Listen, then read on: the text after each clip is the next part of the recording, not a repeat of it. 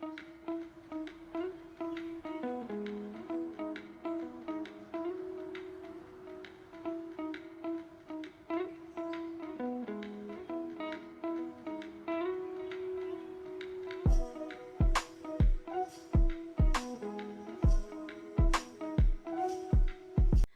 నమస్కారం. అందరూ ఎలా ఉన్నారు? నేనైతే చాలా బాగున్నాను. మీరందరూ కూడా ఆరోగ్యంగా ఆనందంగా ఉండాలని మనస్ఫూర్తిగా కోరుకుంటున్నాను.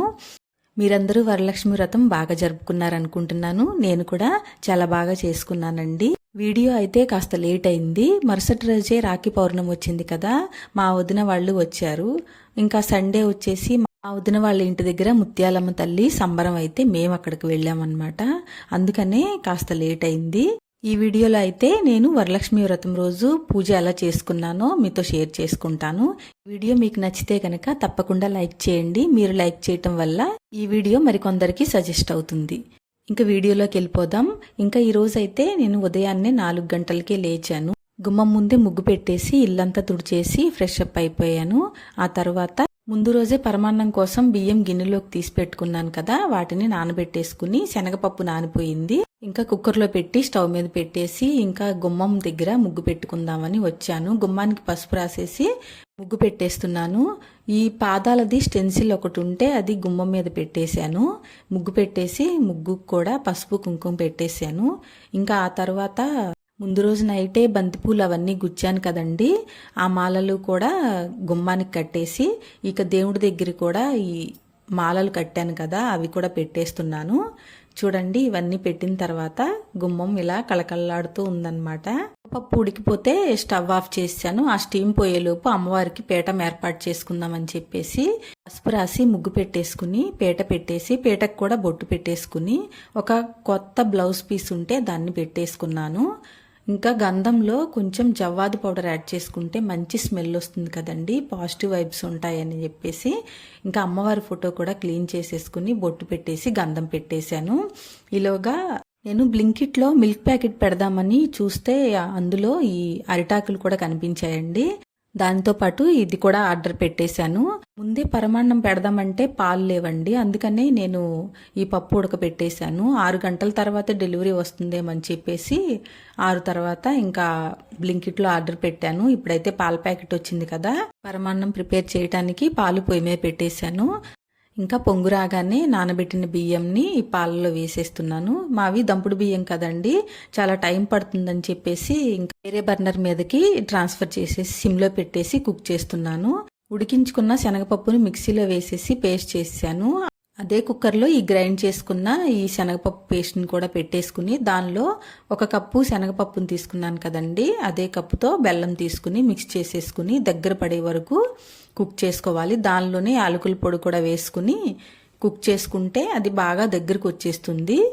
పర్ఫెక్ట్గా పూర్ణం బూరెలు ఎలా ప్రిపేర్ చేయాలో మన ఛానల్లో వీడియో ఉంది, ఒకసారి వెళ్ళి చెక్ చేయండి. ఇంకా అది కుక్ అయ్యేలోపు తులసమ్మకి బొట్టు పెట్టేసుకుని అక్కడ గుమ్మానికి కూడా పసుపు రాసేసి ముగ్గు వేసేసుకున్నాను. అలాగా ఒక పని అయ్యేటప్పుడే ఇంకొక పని చేసేసుకుంటే ఇలాంటి టైంలో పని తొందరగా అవుతుందండి. లేకపోతే వంటగదిలో పని అయిన తర్వాతే ఈ పనులన్నీ చేద్దామంటే చాలా టైం అయిపోతుంది. అంతా చేసుకుని వెళ్ళేటప్పటికి ఈ శనగపప్పు కూడా దగ్గర పడిపోయింది. మధ్య మధ్యలో వచ్చి మిక్స్ చేశాను, లేకపోతే అడుగు పట్టేస్తుంది. ఈ పూర్ణం కోసం ప్రిపేర్ చేసిన తోపు పిండి కూడా ఒకసారి సాల్ట్ వేసి మిక్స్ చేసేసుకుని పక్కన పెట్టేసుకోవాలి. ఇది వేడిగా ఉంది కదా, చల్లారేలోగా పులిహోర కోసం అన్నం వండేశాను. దాన్ని కొంచెం ఆయిల్, కాస్త పసుపు, కొన్ని కరివేపాకు రెమ్మలు కూడా యాడ్ చేసుకుని మిక్స్ చేసుకుంటే అన్నం పొడిపొడిలాడుతూ ఉంటుంది, మంచి ఫ్లేవర్ కూడా వస్తుంది. ఇది చల్లారిపోయింది కదా, పూర్ణంని ఉండలు చేసి పెట్టేశాను. ఈలోగా పరవన్నం కూడా కుక్ అయిపోయింది. కాస్త యాలకుల పొడి వేసి మిక్స్ చేసుకుని బెల్లం వేసేసి స్టవ్ ఆఫ్ చేసేసి మూత పెట్టేస్తే ఈ బెల్లం ఆ వేడికి కరిగిపోతుంది. లేకపోతే కొన్ని రకాల ఈ బెల్లం ఉంటుంది కదా, పాలు విరిగిపోయే ఛాన్స్ ఉంటుంది. ఆయిల్ పెట్టేసి హీట్ అయిన తర్వాత ముందుగా గారెలు వేస్తున్నాను. ఈ అలసందలు యాడ్ చేసాం కదండి, చూసారా మంచి కలర్ వచ్చాయి, చాలా క్రిస్పీగా కూడా ఉన్నాయి.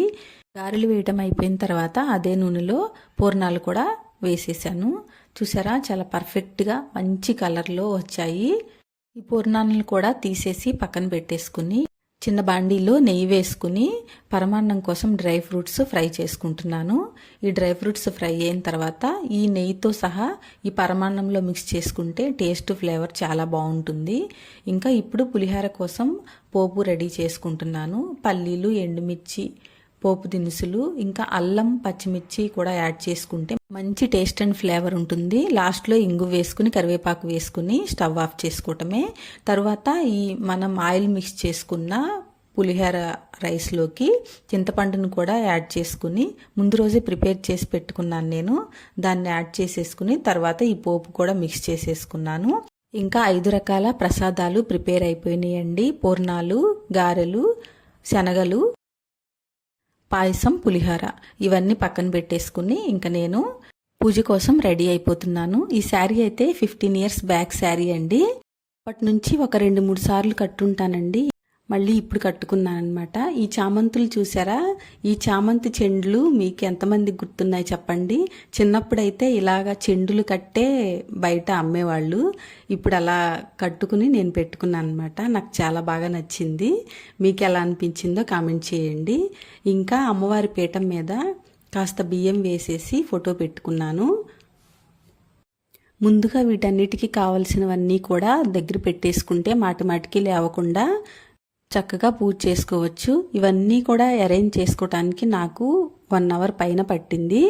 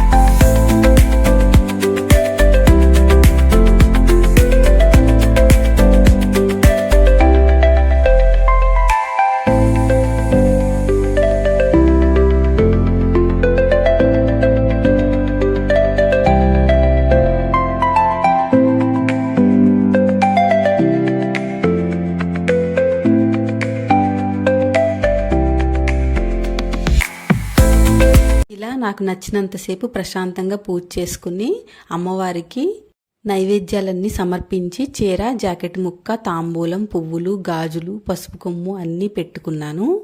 కుంకుమ, పసుపు కొమ్ములు, పువ్వులు, అక్షింతలతో అమ్మవారి నామాలు చదువుకుంటూ పూజ చేసుకున్న తర్వాత హారతి ఇచ్చేసి అగరవత్తులు కూడా వెలిగించేశాను. మా వారు కూడా హారతి తీసుకుని అమ్మవారికి నమస్కరించేసి అక్షింతలు తీసుకుని రెడీ అయిపోయారు. నేను కాళ్ళకు మొక్కితే అక్షింతలు వేద్దామని. మా వారికి మామూలు సరదా కాదండి అక్షింతలు వేయటం అంటే. మా వారి కాళ్ళకు మొక్కి అక్షింతలు వేయించుకున్న తర్వాత ఒక 5గురికి తాంబూలాలు ఇచ్చేసిన తర్వాత నేను ప్రసాదం తీసుకున్నాను. అప్పటికే 1:30 అయిందండి. చాలా లేట్ అయిపోయింది. ఉదయం నుంచి ఏమీ తినలేదు కదా.